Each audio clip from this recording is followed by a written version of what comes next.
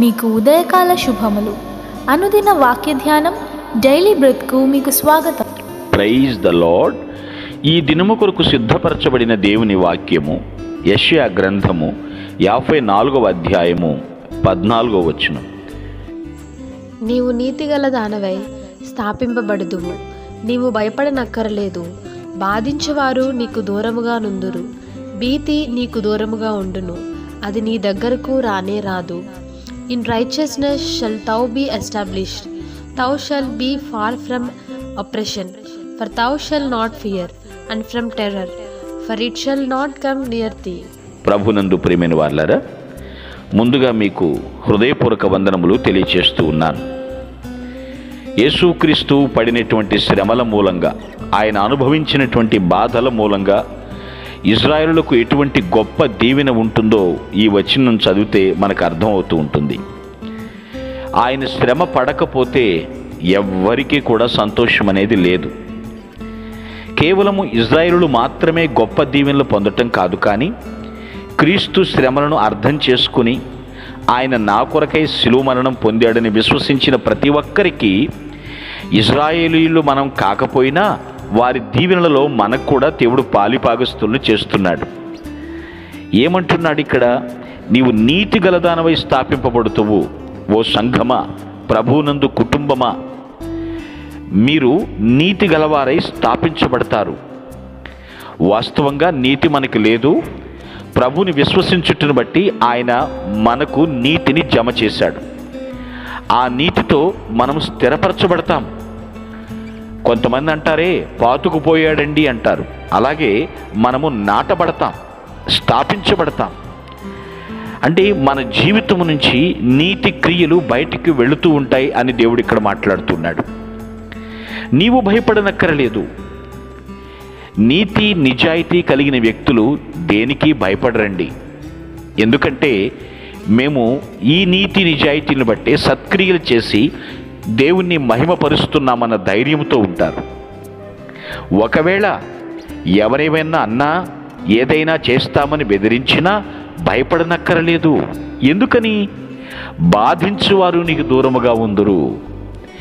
ఎవరైతే నిన్ను ఇబ్బంది పెడుతున్నారో, ఎవరైతే నిన్ను పీడిస్తున్నారో, పీడించేది, పాడైపోయేటట్లుగా పురికొల్పేది, చనిపో, ఇంక నీ బ్రతుకు వ్యర్థం, నువ్వేమి సాధించలేదు, వయసు మీద పడింది కానీ నీ వల్ల ఎవరికి ఉపయోగం లేదని దుష్టుడు పీడిస్తూ ఉంటాడు, ప్రేరేపిస్తూ ఉంటాడు. అటువంటి వారు నీకు దూరంగా ఉంటారని చెప్తున్నాడు దేవుడు.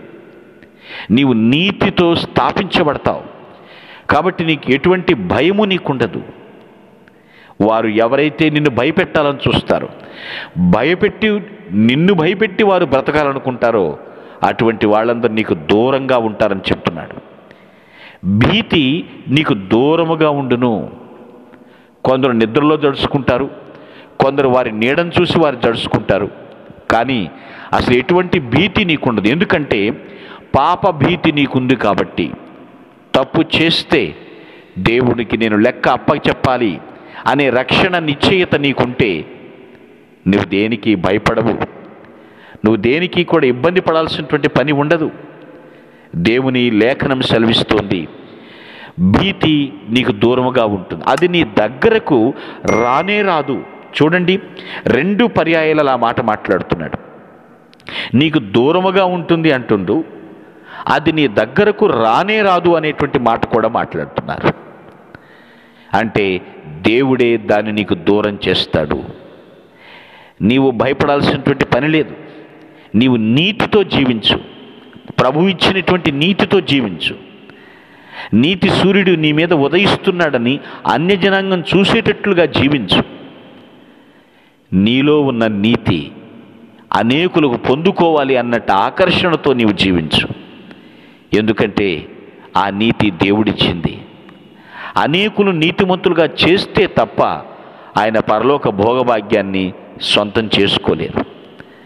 కాబట్టి ఈ భూమి మీద జీవించినంతకాలం భయం అన్నమాట మర్చిపో, దేవుణ్ణి హత్తుకో.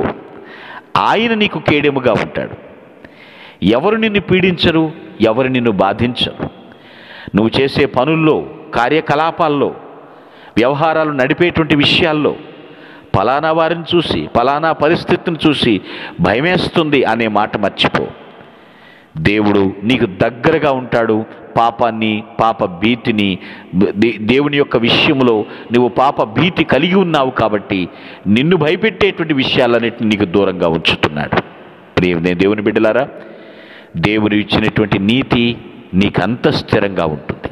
ఆ నీతితో ఆ జన్మాంతము జీవిస్తూ దేవుణ్ణి ఆరాధించుదుముగాక. ఆమేన్. మీ కొరకు ప్రార్థించుటకు మేమెల్లప్పుడూ సిద్ధం. Praise the lord. ప్రభు నామమున మీ అందరికీ వందనములు. ఈ మా సందేశముల ద్వారా మీరు ఆశీర్వదింపబడినట్లయితే మీ తోటి వారికి షేర్ చేసి దేవుని రాజ్య సువార్తలో మీరు కూడా పాలుభాగస్తులు కావాలని ఆశిస్తున్నాం. మొదటిసారిగా ఈ ఛానల్ను చూస్తున్నట్లయితే మా ఛానల్ను సబ్స్క్రైబ్ చేయండి. వీడియోలు నోటిఫికేషన్ రూపంలో పొందుటకు బెల్ బటన్ని ప్రెస్ చేయండి. God bless you.